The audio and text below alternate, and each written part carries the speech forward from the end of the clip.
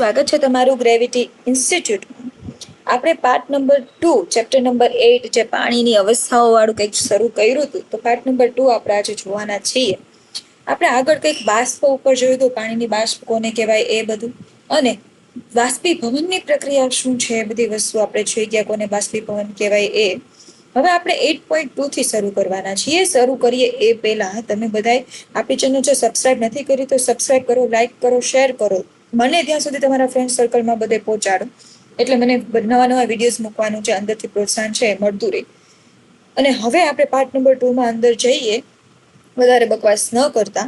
8.2 આપ્યું છે અન્ય એક રહસ્ય, એટલે કે કંઈક પાણીનું કંઈક બીજું રહસ્ય કીધું છે. હવે શું રહસ્ય છે ચાલો જોઈએ.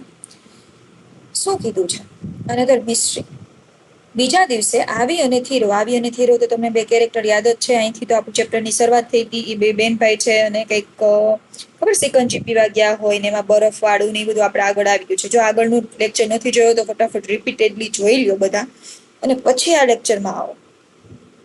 તો આવી અને થીરવ છે એ તેમના મિત્રો લીંબુ શરબત બનાવવાનું નક્કી કરે છે, અને તૈયારી દરમિયાન તેઓ કાચના પ્યાલામાં ઠંડુ પાણી લે છે. શું કરે છે? કાચના પ્યાલામાં એ ઠંડુ પાણી લે છે.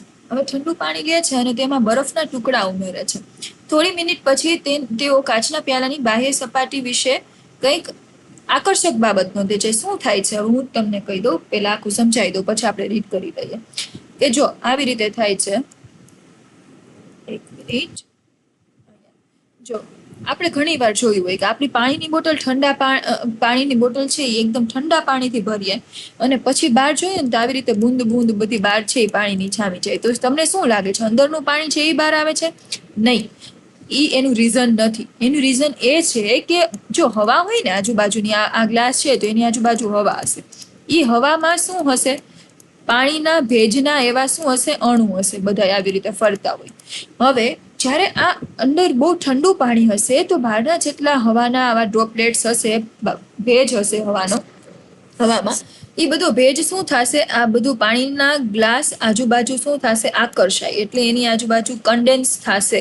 કન્ડેન્સ થવું એટલે ખબર પડે, બધા ભેગા થવા માટે. ભેગા થાય એટલે એક પાણીના ડ્રોપલેટ્સનું, પાણીના જે બિંદુ હોય એવા નાના નાના નાના બિંદુ તમને જોવા મળશે, અને એ પાણી છે એ બહાર તમને દેખાય છે. એ ક્યારેય અંદરનું પાણી હોતું નથી, અંદરનું બહાર નથી આવતું. પણ બારે જે ભેજ તરીકે પાણી રહેલું હોય એ ભેજ શું થશે? આ ગ્લાસની સરફેસ ઉપર જમા થશે. ઓકે, એ જ આમાં આપ્યું છે. ચાલો ફટાફટ આપણે ગોથ્રુ કરી લઈએ. થોડી મિનિટો પછી તેઓ કાચના પ્યાલાની બાહ્ય સપાટી વિશે કંઈક આકર્ષક બાબત નોંધે છે. ચાલો આપણે જાતે આવી પ્રવૃત્તિ શું કરીએ? હાથ ધરીને શોધી કાઢીએ. હવે તમને આપ્યું છે પ્રવૃત્તિ નંબર 8.3. શું આપ્યું છે? ચાલો પ્રયોગ કરીએ. કાચના પ્યાલામાં ઠંડુ પાણી લેવાનું છે અને આકૃતિ 8.2 માં દર્શાવ્યા મુજબ તેમાં થોડા બરફના ટુકડા નાખવાના છે. તેને ખલેલ ન પહોંચે તેમ 5 મિનિટ સુધી રહેવા દો અને તેનું અવલોકન કરો. 5 મિનિટ સુધી જો તમે રહેવા દેશો ને તો શું થશે કે જેટલા પણ બહારના હવાના જે હવા છે બહારની, તો એમાં ભેજના જેટલા પણ બિંદુ હશે એ બધા ત્યાં ભેગા થવા મળશે. તેને ખલેલ ન પહોંચે તે રીતે આપણે રાખશું 5 મિનિટ. તમારા અવલોકન, તમારા મનમાં ઉદ્ભવતા પ્રશ્નોને કોષ્ટક 8.1 માં નોંધવાના છે. શું કોઈ ફેરફાર થયો છે કે કેમ તે અનુભવવા માટે તમે પ્યાલાની બાહ્ય સપાટીને પણ સ્પર્શી શકો છો. એટલે પ્યાલામાં જે બાહ્ય સપાટી આપી છે એને ટચ કરશો એટલે તમને ખબર પડી જશે. ઠંડુ પાણી અને બરફના ટુકડા ધરાવતો કાચનો પ્યાલો તમને અહીંયા આપેલો છે, મેં તમને સમજાવી દીધું છે. અહીં તમારી પાસે ઘણા અવલોકનો અને પ્રશ્નો હોઈ શકે છે. કોષ્ટક 8.1 આપ્યું છે અવલોકનો અને પ્રશ્નોની નોંધ કરો. અહીંયા આપણે અવલોકન લખવાના છે, પ્રશ્ન લખવાના છે. જે કઈ પ્રશ્ન તમને થતા હોય લખી નાખવાના, અવલોકન લખવાનું. અને એ કઈ લખવાની કઈ જરૂર નથી, પણ તમને આના પાછળનું જે રીઝન છે એ ખબર હોવી જોઈએ. આવીના મનમાં એક અવલોકન ઊભું થાય છે કે કાચના પ્યાલાની બાહ્ય સપાટી પર પાણીના કેટલાક ટીપા, નાના ટીપા દેખાય છે. શરૂઆતમાં પાણીના ટીપા જમા થાય છે અને આ ટીપા ભેગા થઈને એક મોટા ટીપાનું નિર્માણ કરે છે. તમે ધાતુના પાત્ર સાથે પણ ઉપરોક્ત પ્રક્રિયા અજમાવી શકો છો. પાણીના ટીપા ક્યાંથી આવે છે તે વિશે તમને ઉત્સુકતા હશે. મેં તો તમને સમજાવી દીધું એટલે તમારી ઉત્સુકતા તો પૂરી થઈ ગઈ, પણ આ ભાઈને થોડીક ઉત્સુકતા છે કે ભાઈ આ શું થાય છે, ક્યાંથી આવે છે આ બધું પાણી. કાચના પ્યાલાની બાહ્ય સપાટી ઉપર જોવા મળતા પાણીના ટીપા અંગે સમજ આપતા સંભવિત કારણો સૂચવો. હવે સંભવિત કારણ સૂચવવાના છે કે આ શું કામે થાય છે, તમારા મિત્ર સાથે ચર્ચા કરવાની છે, અને બધાના કારણ અહીંયા 1 by 1 લખવાના છે. એ કાંઈ એટલું બધું ઇમ્પોર્ટન્ટ નથી. હું તમને ફટાફટ ચેપ્ટર ફિનિશ કરવાની કોશિશ કરું છું. જેટલા પણ જરૂરી હશે એ બધી વસ્તુ હું તમને કહી દઈશ. આ બધી પ્રવૃત્તિ છે, એ તમે તમારી રીતે પણ કરી શકો. તમારી પાસે વિવિધ સંભવિત કારણો હોઈ શકે છે. તમે અન્યના કારણોથી સંમત અથવા અસંમત હોઈ શકો છો.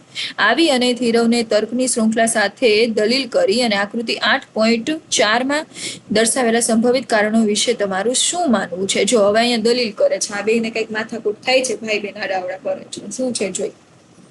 મને લાગે છે કે કાચના પ્યાલામાંથી થોડું પાણી બહાર નીકળી ગયું હશે. જો આને એવું લાગે છે, આ જે બેન છે, પણ એવું હોતું નથી. એમાંથી ક્યારેય પાણી સરફેસ કાચની એવી છે જ નહીં કે અંદરનું પાણી બહાર લઈ આવી શકે. એ થોડું કંઈ કાપડ છે. કાપડ હોય તો આપણે સમજી કે હાલો એ અંદરનું પાણી છે બધું બહાર વયું આવશે. તો આ છોકરો શું કે છે? ના, તે બહાર નીકળી શકતું નથી. કાચના પ્યાલામાં પાણીનું સ્તર ઘટ્યું નથી. કાચના પ્યાલામાં જેટલું પાણી ભર્યું હતું ને એટલું જ ભરેલું છે ઉપર સુધી. એમાં આટલું પાણી ઓછું નથી થયું. જો બહાર નીકળ્યું હોય એ પાણી તો એમાં ઓછું થવું જોઈએ ને, પણ એવું નથી.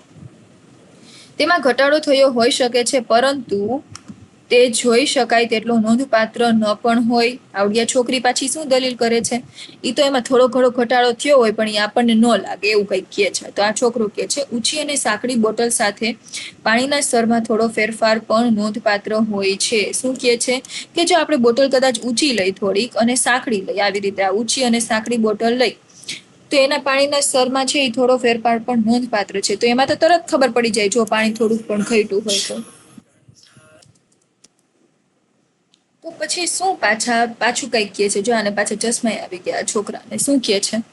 આપણે ઓરડાના તાપમાને બીજા પ્યાલામાં પાણી લઈને શોધી શકીએ છીએ કે કોઈ પાણી બહાર નીકળી શકે છે કે કેમ. શું કહે છે કે હવે ઓરડાના તાપમાને રાખવાનું. ઓરડાનું તાપમાન છે અબાઉટ 27 ડિગ્રી સેલ્સિયસ જેટલું નોર્મલી બધાને હોઈ શકે એવું તાપમાન કીધું છે. તો પ્યાલામાં છે પાણી લઈને રાખી દેવાનું કીધું છે, અને પાણી બહાર ન નીકળી શકે કે કેમ તે જોવાનું છે. જો આપેલા કારણો ઉપર ચર્ચા ચાલુ રાખો અને આ ચર્ચામાં મદદ કરવા માટે આપેલા કારણોના પુરાવા શોધવા પ્રવૃત્તિ કરો. પાણીના આવા ટીપા તમે બીજે ક્યાં જોયા છે? જો અહીંયા તમને એક ફ્લાવર આપ્યું છે, બારમાસીનું છે શાયદ, યસ.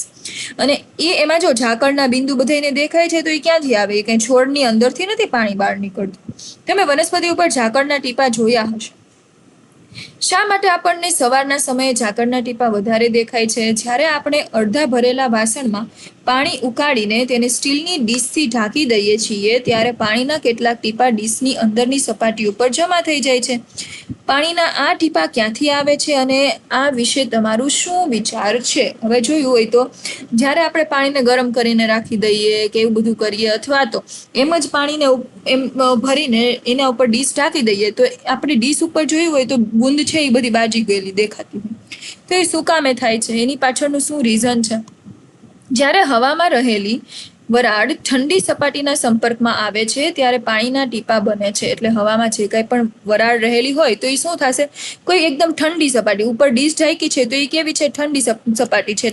એટલે અહીંયા શું થશે? ડ્રોપલેટ્સ બધા પાણીના છે એ ત્યાં ઠંડા પડી જશે અને વરાળનું તેની પ્રવાહી અવસ્થામાં રૂપાંતરણ થવાની પ્રક્રિયાને ઘનીભવન કહેવામાં આવે છે. ઇંગ્લિશમાં એને કન્ડેન્સેશન કહેવાય. તો કન્ડેન્સેશનની પ્રક્રિયામાં શું હોય? જો કન્ડેન્સ થવું એટલે કે જેટલી પણ આજુબાજુના પાણીના ભેજના ડ્રોપલેટ્સ હશે એ શું થઈ જશે? એક જગ્યાએ ભેગા થઈ જશે. એને કન્ડેન્સેશન એટલે ઘનીભવન કહેવાય. પાણીના ઘનીકરણની સંકલ્પના સમજ્યા પછી ચાલો આપણે પાછા પ્રવૃત્તિ 8.3 પર જઈએ. શું પ્રવૃત્તિ 8.3 છે? તો એમાં કાચના પ્યાલાની બહારની સપાટી ઉપર જોવા મળતું પાણી પણ હવામાં રહેલી પાણીની બાષ્પના ઘનીભવનના કારણે હોઈ શકે છે. યસ, તો મેં તમને કીધું એ જ થયું, એને ઘનીભવન કહેવાય, એને કારણે જ છે. તો ચાલો તેની તપાસ કરીએ. હવે પ્રવૃત્તિ નંબર 8.4 આપ્યું છે. શું કીધું છે ચાલો જોઈએ. ચાલો માપન કરીએ. હવે આવી અને થીરવ તેમના કારણો માટે પુરાવા મેળવવા માટે એક પ્રવૃત્તિ હાથ ધરે છે. તમે પણ નીચે જણાવેલા તબક્કાઓ મુજબ પ્રવૃત્તિ હાથ ધરી શકો છો. એટલે તમે પણ આ પ્રવૃત્તિ કરી શકો છો. હવે તમારે શું કરવાનું છે? બરફના થોડા ટુકડા ધરાવતો પાણીથી અડધો ભરેલો કાચનો પ્યાલો લેવાનો છે અને તેને સ્ટીલની નાની થાળીથી ઢાંકી દેવાનું છે. હવે શું કરવાનું છે? બરફના ટુકડા લેવાના છે અને જે સ્ટીલની આપણે થાળી હોય ને તો એનાથી શું કરી દેવાનું છે, ઢાંકી દેવાનું છે એ પ્યાલાને.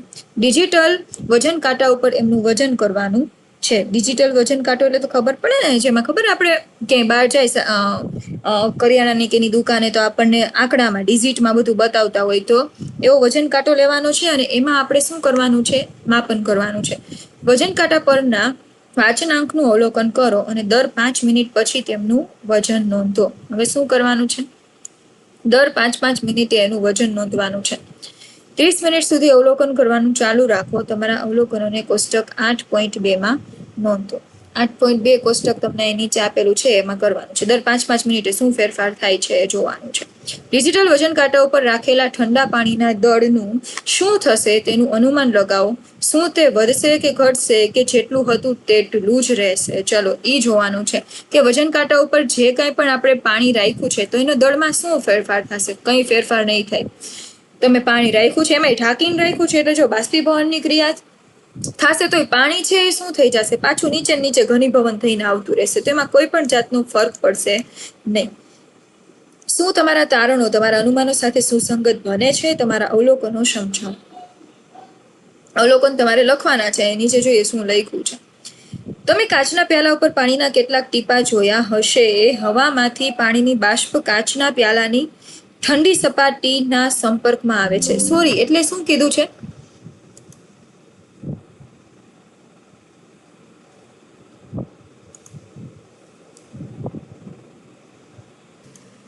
એટલે જો, એટલે કાચનો પ્યાલો હોય તો એના ઉપર જે પાણીના ટીપા, અને એમાં ઠંડુ પાણી લેવાનું કીધું હતું, એટલે બહારના પાણીના ટીપા શું થશે, જોઈન્ટ થતા જશે. ભેજ છે એ ઘનીભવન થતું જશે. તો અહીંયા છે દળ એક સરખું નહીં રહે, સોરી વધશે. શું થશે? જેમ જેમ મિનિટ વધારે થશે એમ એમ એનું દળ છે વજન વધતું જશે, કેમ કે બધો આજુબાજુનો ભેજ છે એમાં ચોંટવા મળશે. એટલે આ બધું છે એ ઘનીભવનને કારણે કાચના પ્યાલા ઉપર પાણીના ટીપામાં રૂપાંતરિત થાય છે અને ડિજિટલ વજન કાંટાના વાચનાંકમાં શું થશે, વધારો થશે.